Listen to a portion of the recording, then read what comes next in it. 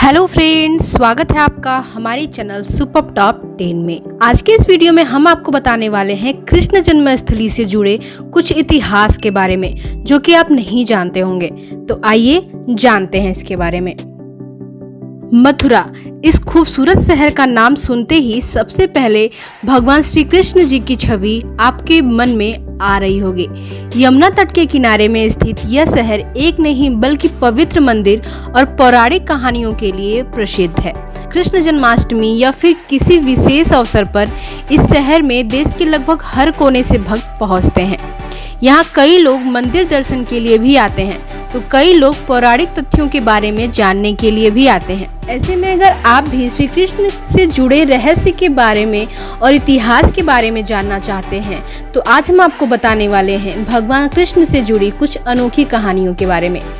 तो आइए जानते हैं इन कहानियों के बारे में।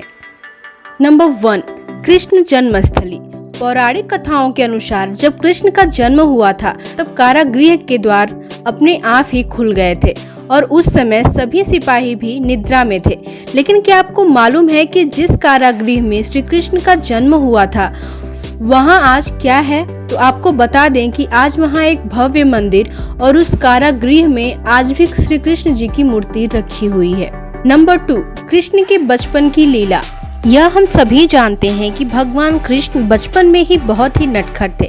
बचपन में वो इतना शरारत करते थे कि हर बार उनकी शिकायत यशोदा मैया के पास पहुंच जाती थी।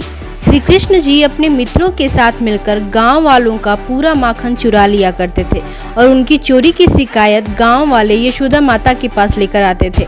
इस नटखट आदत की वजह से वो हमेशा डांट खाते थे। नंबर 3, मर्दन लीला, कालिया नाग का वध। श्री कृष्ण के बचपन की लीलाओं में से कालिया नाग एक प्रसिद्ध लीला है।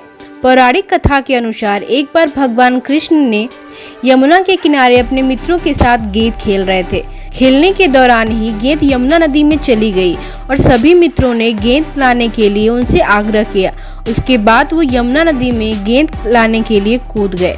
जब वो नदी में कूदे तो उन्हें कालिया नाग का सामना करना पड़ा। श्री कृष्ण ने इस जहरीले कालिया नाग का वध करके गेंद को बाहर लेकर आए। गोवर्धन पर्वत की लीला। गोवर्धन पर्वत की कहानी भी कृष्ण की लीलाओं में से एक है। पौराणिक कथाओं के अनुसार एक बार इंद्रदेव ने गुस्सा होकर गांव पर तेज बारिश कर दी। ऐसे में गांव वालों को बचाने के लिए श्री कृष्ण जी ने गोवर्धन पर्वत को अपनी उंगली पर उठा लिया था और सभी मथुरा निवासी को इस पर्वत के नीचे शरण के लिए रुके थे। कहा जाता है कि 7 दिनों तक श्री कृष्ण ने पर्वत को उठा कर रखा था। कृष्ण, राधा और गोपियां की रास लीला। यह तो हम सभी जानते हैं कि राधा और कृष्ण जी का एक खास रिश्ता था। राधा के साथ साथ गांव की गोपियों के साथ भी उनका प्यार था और उन्हें खूब मानती भी थी। कृष्ण की बंसी की धुन पर राधा के साथ साथ अन्य गोपियां भी खूब नाचती थी। मथुरा की लगभग सभी गलियों में कृष्णा, राधा और गोपियों की रास लीला आज भी चर्चित है। गांव की लगभग सभी गोपियों के लिए श्री कृष्ण बेहद ही प्यारे थे, इसलिए उन्हें जल्दी ही आकर्षित हो जाते थे। निधिवन में श्री कृष्ण की लीला। आज भी मथुरा की हर गलियां किसी न किसी कारण श्री कृष्ण से जुड़ी हुई हैं। श्री कृष्ण का जिक्र निधिवन को लेकर बहुत होता है। पौराणिक मान्यता के अनुसार निधिवन एक अलौकिक वन है। कहा जाता है कि श्री कृष्ण जी राधा और अन्य गोपियों के साथ इसी वन में रास लीला रचाते थे। स्थानीय लोगों का मानना है कि आज भी जन्माष्टमी के दिन वृंदावन के इस जंगल में श्री कृष्ण और राधा रास लीला रचाने आते हैं। इसी जंगल के आसपास यमुना घाट पर वो गोपियों के साथ खेला करते थे।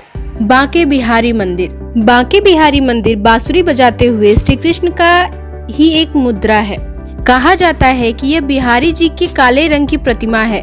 ऐसा माना जाता है कि एक दिन उनके शिष्य हरिदास जी ने श्री कृष्ण की भक्ति में डूबकर भजन गाने लगे और इससे प्रसन्न होकर इसी स्थान पर कृष्ण और राधा की जोड़ी प्रकट हुई थी। राधा जी की जन्म स्थली।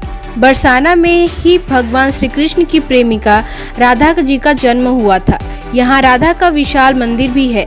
होली और राधाष्टमी के मौके पर यहाँ लाखों भक्त दर्शन के लिए पहुँचते हैं। सिर्फ बरसाना में ही नहीं बल्कि बांके बिहारी मंदिर या कृष्ण जन्मस्थली पर भी लाखों भक्त होली खेलने और जन्माष्टमी पर्व मनाने के लिए आते हैं।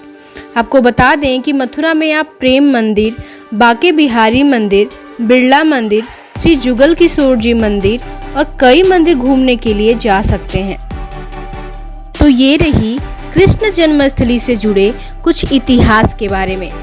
तो अगर आपको ये वीडियो पसंद आता है तो प्लीज़ लाइक करिए, फ्रेंड्स फैमिली के साथ शेयर करिए एंड हमारे चैनल को सब्सक्राइब करना बिल्कुल भी मत भूलिएगा। Thank you for watching this video.